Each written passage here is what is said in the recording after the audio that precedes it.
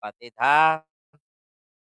Hindi po ako abogado, hindi po ako expert sa batas, pero may konting dunong lang din, 'di ba? Meron lang din naman pero kung, magkamali man ako ng paliwanag, ako ay humihingi ng dispensya at ako po ay, tumatanggap ng pagtatama ninyo kung sakali, eh, 'no? So ngayon, kasi meron kasing usapin dito na naman sa Ramon Isabela. Na meron daw, kontrobersya patungkol dito sa Rolling Hills. Hindi ko alam kung anong category niyan, kung, provincial road, municipal road, barangay road. Pero ang alam ko pinagkagastusan 'yan na kailangan ding imbestigahan ng DPWH 'yan dahil alam ko may nakapagbulong sa akin na 3 tranches daw ang bigayan ng budget niyan. So, ibig sabihin 3 beses na pinondohan. Ngayon hindi yan ang issue, oo. May mga nagsasabi rin dito kasi na may mga private property na nagagamit at napapasok, pero ang kumikita at naniningil ng, entrance fee ay mga barangay kasi there are, 2 barangays concerned, you know. So, na-miss-look ko rin, pasintabi rin kasi dun sa mga nagbigay ng abiso nung nakaraan pa 'to, January 25, 2025 nag-isend 'to, nakita ko lang kahapon noong, nag-follow up, 'no. Meron din kumakalat pic naman ni Bongo, sabi dito, Bonggok at PBBM Efelisa, nag-PM na po sa FB video nung wedding ni VP Sara. Yung girl. Okay, sige, sige, sige, sige, sige, sige. Tignan ko po. Ayan, sir, pa-shout out. Sabi dito, nga po sa area namin sa San Miguel, Ramon Isabela, inaagaw nila Mayor Ladaran ang Rolling Hill. It's the motherfucking Eagle Double G. Snoop Dogg! This was, hindi ko napansin to eh. This was January 25, 2025 na isinend sa akin. So noon pa lang naman din ay meron ng usapin na talagang napabalita sa akin 'yan na inaari nga daw kasi ang kontraktor niyan or engineer niyan ay yung anak ni former Mayor, Katot Ladaran, 'no? Eh, ang pinagtataka ko, paano nakakuha, 'di ba bawal 'yon sa DILG na ang isang mayor hindi dapat magkaroon ng mga kontrata ang kanyang pamilya o, hanggang sa 4th degree of consanguinity.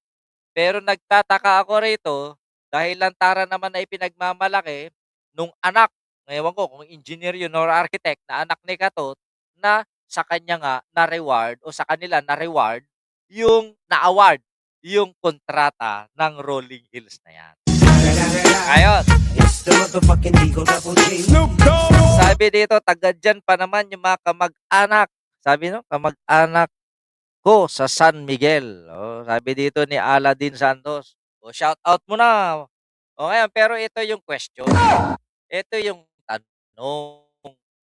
Kasi nung ating concern na citizen, mabalin nga tangakuhan, dagitoy, Kapitan ti San Miguel, ken Planas Ramon, Isabela, gamin sir, aje Rolling Hill, sir, ket agsingsingir iti entrance fee, naniningil daw ng entrance fee, ket isuda nakikinabang, si kami nga kendaga, ket awan pulos ti inted da, uray 5, ni Kapitan Roger de la Cruz, ken ni Kapitan Utang, ti Planas, ti makinkinabang sir, awan niya ti karapatan mi sir, nga makindaga.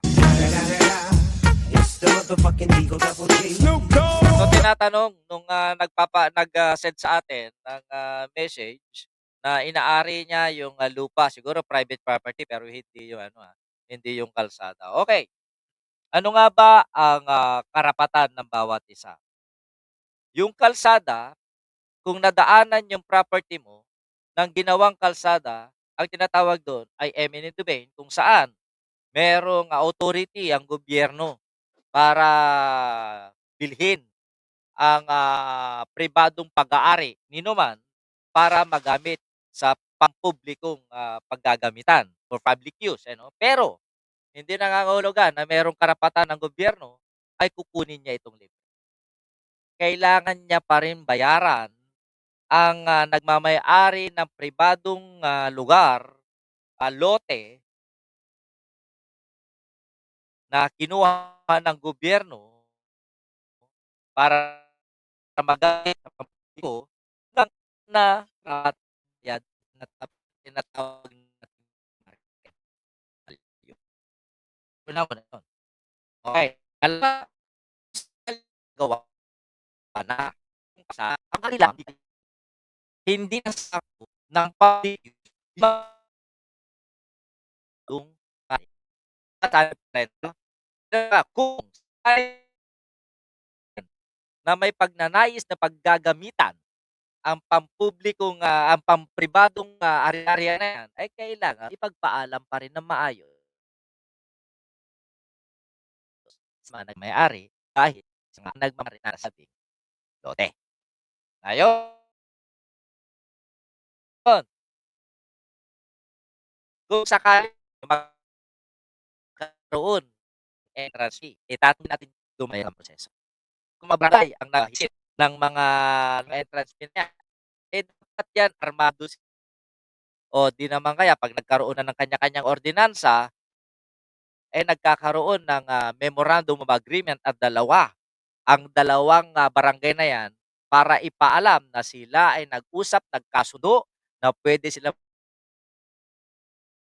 maningil ng, entrance na 'yan. Ayun, dapat doon nakasaad sa ordinansa na yun o kausapan o kasunduan na pumayag ang legal na may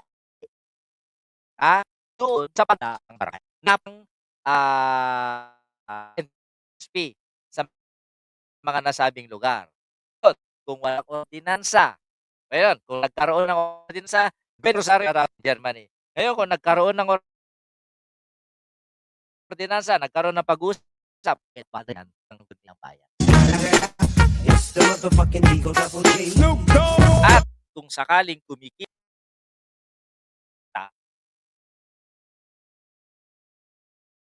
at kung sakaling inilagay, naturalmente kailangan ng pribadong lupain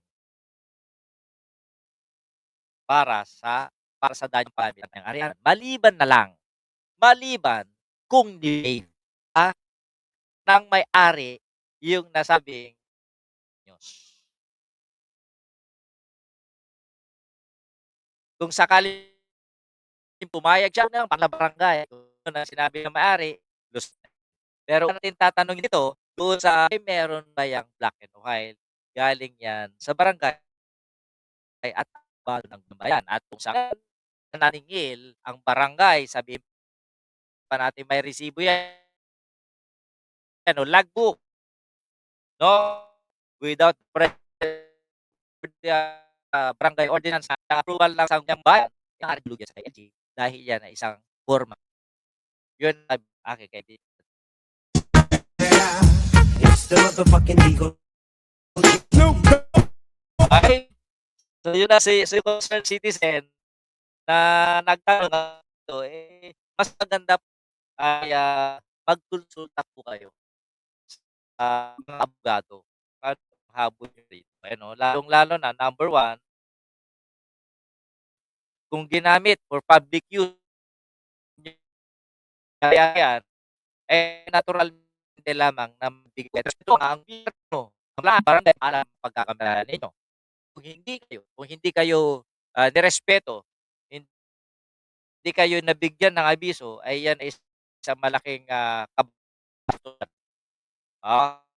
Panloloko, bypass authority na sinasabi ay kayo ang nagmamay-ari ng ating ari-ari. Sabi malagyan.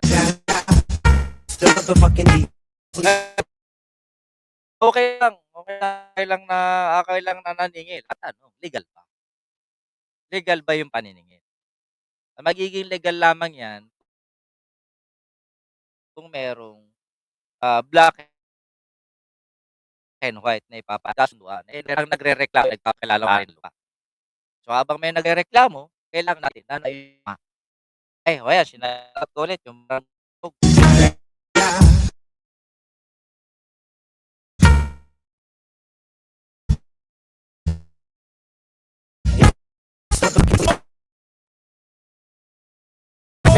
Okay. So, yan. Yan. Again.